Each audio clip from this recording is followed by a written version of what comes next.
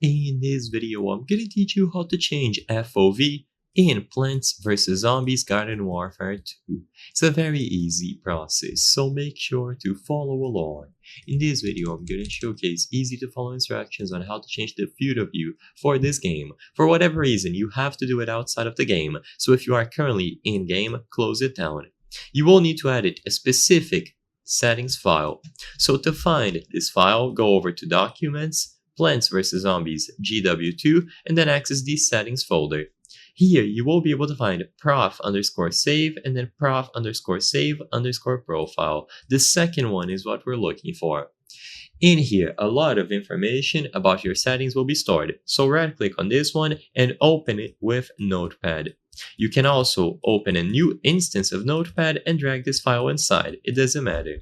Once you open this file inside of Notepad, you will have a bunch of lines of code here, and the one that you are looking for is of course field of view. So they are going to be roughly in alphabetical order, and you are looking for gstrender.fieldofview.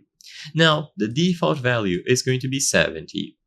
If you want to see a lot more around your screen, increase this value. I recommend increasing it to something like 90, but of course you can try different values to see how the result looks. So all that you have to do is change this specific line, gstrender.fieldofview, and change the value at the end.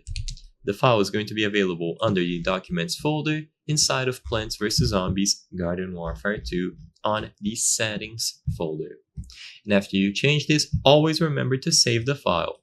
So after you change any value, including this one, save the file, otherwise the changes will not happen when you get inside of the game.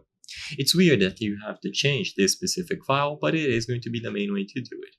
I hope I was able to help you on how to change FOV in Plants vs. Zombies Garden Warfare 2. If this video helped you, please be sure to leave a like and subscribe for more very easy tips. Thank you for watching.